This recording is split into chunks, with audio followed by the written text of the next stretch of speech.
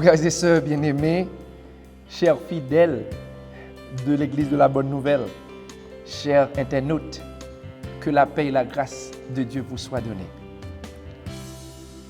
Ce matin, nous sommes très contents de pouvoir partager avec vous la parole de Dieu. Et c'est un privilège de pouvoir distribuer cette nourriture combien fondamentale, nécessaire pour tous les chrétiens du monde entier et également pour tous ceux qui sont assoiffés et affamés d'une bonne parole. Ce matin, nous aimerions réfléchir avec vous sur un texte que nous trouvons dans le livre de Luc au chapitre 5. Nous lirons à partir du verset 1er jusqu'au verset 11. Et le titre de notre prédication est celui-ci. Tente ta chance avec le Seigneur. Je lis pour vous. Comme Jésus se trouvait auprès du lac de Génézareth et que la foule se pressait autour de lui pour entendre la parole de Dieu, il vit au bord du lac 2 barques d'où les pêcheurs étaient descendus pour laver leurs filets. Il monta dans l'une de ces barques qui était à Simon et il le pria de s'éloigner un peu de terre. Puis il s'assit et de la barque, il enseignait la foule. Lorsqu'il eut cessé de parler, il dit à Simon, « Avance en pleine eau et jetez vos filets pour pêcher. » Simon lui répondit, « Maître, nous avons travaillé toute la nuit sans rien prendre, mais sur ta parole, je jetterai le filet. » L'ayant jeté, ils prirent une grande quantité de poissons et leur filet se rompait. Ils firent signe à leurs compagnons qui étaient dans l'autre barque de venir les aider. Ils vinrent et ils remplirent les 2 barques au point qu'elles s'enfonçaient. Quand il vit cela, Simon-Pierre tomba aux genoux de Jésus et dit, « Seigneur, retire-toi de moi, parce que je suis un homme pécheur. » Car l'épouvante l'avait saisi, lui et tous ceux qui étaient avec lui, à cause de la pêche qu'il avait faite. Il en était de même de Jacques et de Jean, fils de Zébédée, les associés de Simon. Alors Jésus dit à Simon, « Ne crains point, désormais tu seras pêcheur d'hommes. » Et ayant ramené les barques à terre, ils laissèrent tout et le suivirent. Comme je disais, le titre de notre prédication de ce matin est celle-ci. Tente ta chance avec Jésus. Comme nous venons de le lire dans le livre de Luc chapitre 5, quelque chose de fondamental, d'extraordinaire s'était passé. Les disciples de Jésus, tout au moins Simon notamment, était un pêcheur de poissons. Et la parole de Dieu rapporte que Jésus-Christ, qui se trouvait auprès du lac de Génézareth, voulait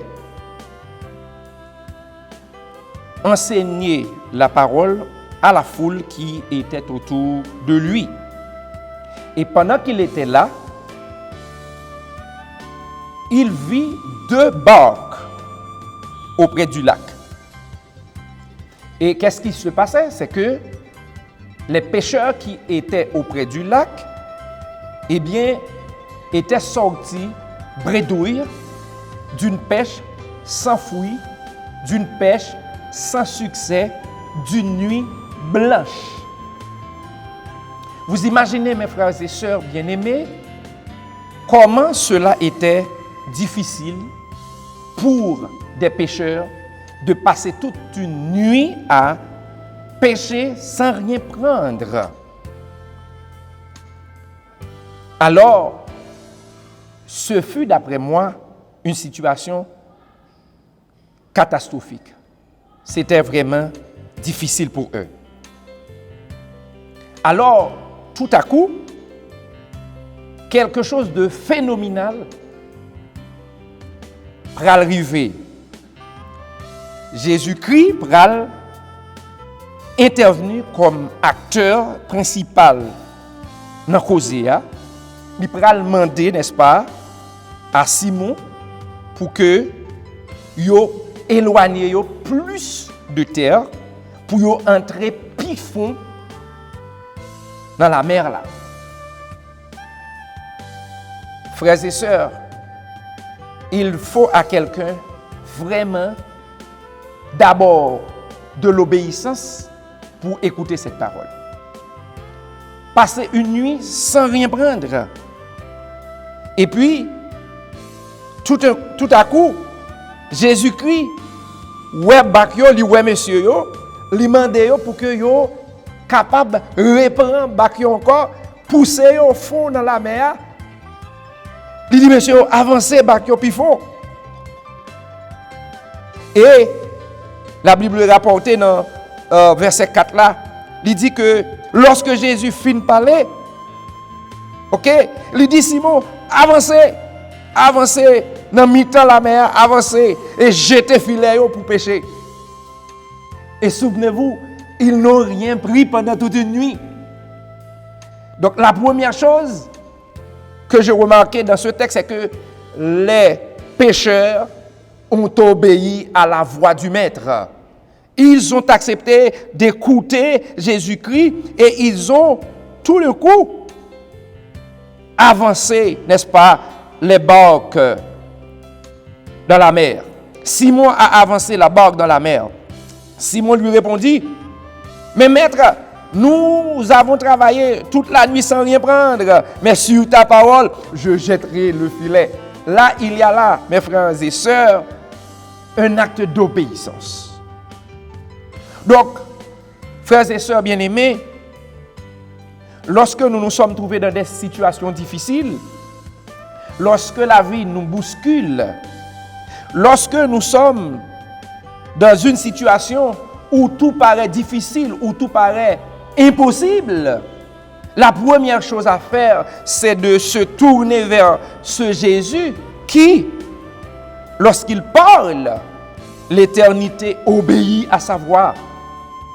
Lorsqu'il parle, eh bien la nature se soumet à sa majesté.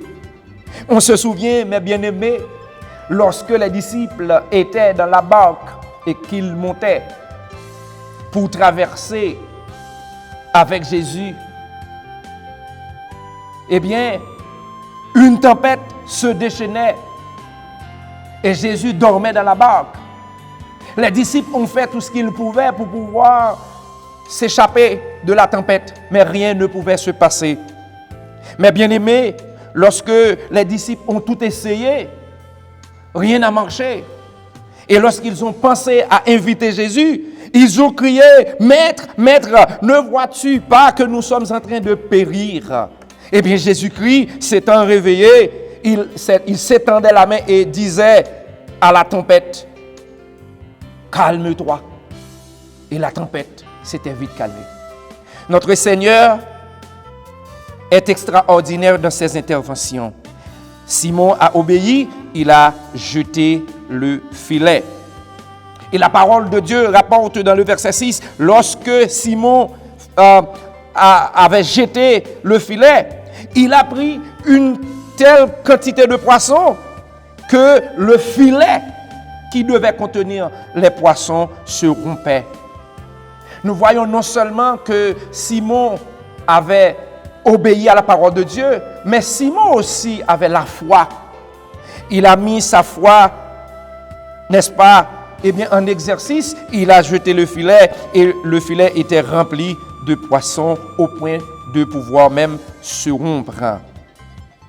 Alors, mes bien-aimés, nous voyons non seulement que Simon était obéissant, mais aussi, par la foi, Simon a jeté le filet et il a pris tellement de poissons, au point qu'il fallait demander à ses compagnons de venir lui apporter main forte. Mais bien-aimés, devant une telle situation, le pécheur Simon, comme nous le voyons dans le verset 8, ne pouvait que tomber à genoux devant le Seigneur. Il se trouvait indigne d'un tel événement. Il a trouvé que c'était incroyable. Oui, c'était incroyable. Après avoir passé toute une nuit sans rien prendre, et puis tout d'un coup, en un instant, il a jeté le filet et il a pris beaucoup de poissons. Mais bien aimé, lorsque quelqu'un obéit à la voix de Dieu, lorsque quelqu'un obéit à la voix du Seigneur, lorsque quelqu'un exerce sa foi dans le Seigneur, il y a tellement de choses miraculeuses qui peuvent être produites. Il y a tellement de choses miraculeuses qui peuvent être produites. Oui, l'apôtre Simon qui allait devenir apôtre plus tard, a compris qu'il était pécheur et il s'était mis à genoux et dit: Seigneur, retire-toi de moi, car je suis un homme pécheur. Oui, c'est vrai, parce que comme il est rapporté dans le verset 9, il était tombé dans l'épouvante. Il ne pouvait pas croire ce qu'il a vu. Il ne croyait pas ses yeux. Il a pris tellement de poissons. La situation a changé tout d'un coup. Mais bien aimé, je voudrais tout d'abord faire ces considérations. Tout d'abord, si vous êtes en train de regarder, ou d'écouter cette prédication, vous devez savoir que peu importe la situation dans laquelle vous vous trouvez, Jésus a la solution. Vous devez savoir que même si rien n'a marché par vos tentatives désespérées, si vous tentez votre chance avec le Seigneur, si vous venez à lui, il est capable de changer la situation. Il est capable de transformer vos désarrois, vos tristesses, vos déceptions en joie. Il est celui qui change les temps et les circonstances. Il est celui qui maîtrise les temps et les circonstances. Il est le premier et le dernier. Il est Alpha et l'Oméga. Il sait de quoi nous sommes formés. Il se souvient que nous sommes poussière, même lorsque nous avons des faiblesses, même lorsque nous avons des limites. Dieu peut se servir de nos limites pour accomplir des choses extraordinaires. Alors, mes bien-aimés, Simon a obéi à la voix de Dieu. Il a jeté le filet. Il a exercé sa foi. Il a avancé en eau profonde. Je voudrais, en deuxième lieu, vous dire que vous ne devez pas avoir peur de laisser votre main dans la main du Seigneur. Il sait ce qu'il est en train de faire. Lorsque la situation est compliquée, vous pouvez lui tendre la main. Il va vous prendre la main et il vous mènera au bon port. Simon a jeté le filet. Il a avancé en pleine eau. Il est question de foi. Ayons la foi, obéissons mes bien-aimés à la voix du Seigneur. N'ayez pas peur, mais croyez plutôt en sa toute-puissance. Il saura nous guider, il saura nous aider à traverser les moments difficiles. Regardez mes bien-aimés, non seulement Simon a pris beaucoup de poissons, non seulement son filet était rompu, mais il fallait demander le support de ses collègues pour pouvoir retirer toutes les poissons qu'ils ont recueillis de cette pêche. Ce matin, mes bien-aimés, je vous invite à penser à ces paroles. Si vous êtes pasteur, si vous êtes chrétien déjà, vous pouvez jouer un rôle fondamental, mes bien-aimés, à travers cette pandémie qu'on appelle COVID-19. Oui, vous pouvez le faire. Justement, vous n'avez qu'à faire confiance au Seigneur. S'il vous demande de prier pour quelqu'un, faites-le.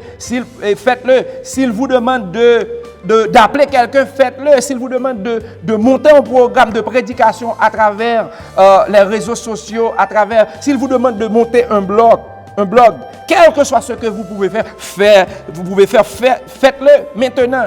Car le Seigneur veut attirer dans ses filets beaucoup plus de gens. Il veut ramener, n'est-ce pas, à la maison beaucoup plus de gens. La Bible dit qu'il y a beaucoup plus de joie pour un pécheur repentant que 99 autres personnes ou gens qui ont déjà accepté le Seigneur. Il y a beaucoup plus de joie. C'est-à-dire, le moment est plus que jamais nécessaire pour que vous et moi, nous prêchons davantage la parole. Mais si vous êtes désespéré, si vous êtes découragé, si vous n'avez plus d'espoir, si vous n'avez personne, n'est-ce pas, pour vous aider, rappelez-vous que le Seigneur est là. Il veut vous écouter. Il veut vous rendre la vie plus facile. Il veut vous tenir la main. Il veut vous accompagner. Votre vie sera une vie de transformation. Votre vie sera une vie de témoignage. Votre vie, malgré les prévisions, sera une vie bénie. Même si les pronostics ne sont pas favorables, mais si vous laissez votre main dans la main du Seigneur, je suis certain qu'il saura avancer avec vous. N'hésitez pas, n'ayez pas peur. Avancez avec lui en pleine eau. Jetez votre filet, quelle que soit la situation. Confiez votre situation à l'Éternel. Si vous tentez votre chance avec lui, vous ne serez pas déçus. Parce que notre Dieu règne encore. Non seulement qu'il règne encore, mais son amour jamais ne s'endort. Il est disponible à vous accueillir chez lui. Il est disponible à vous accompagner. Faites de lui le guide de votre vie. Acceptez de lui donner la main.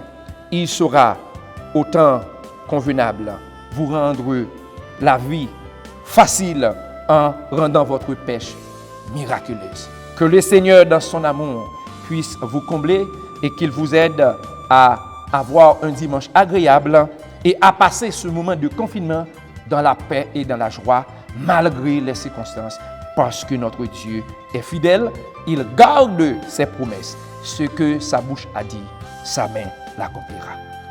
Laissez-moi prier pour vous, mes bien-aimés. Notre Père en Jésus-Christ, nous voici approchés devant toi ce matin pour te remercier.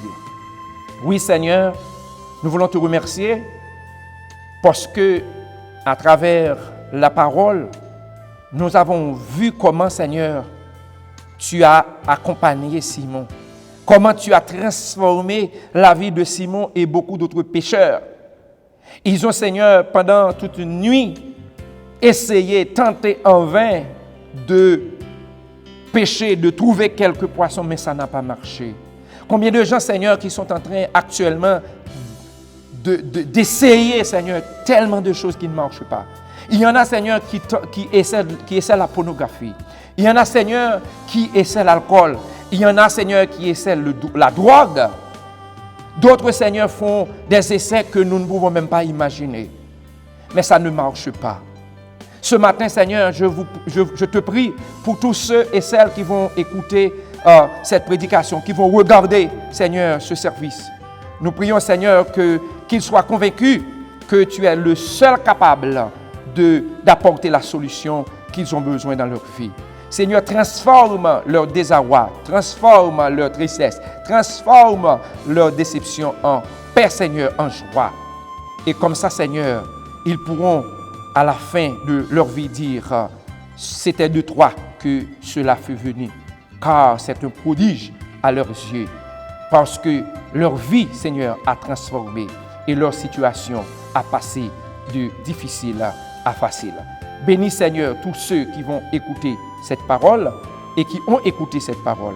Fais que, Seigneur, cette parole fasse chair dans leur vie et qu'il leur amène, Seigneur, le salut. Aussi, qu'il leur amène la joie et la paix. Au nom de Jésus, nous prions. Amen.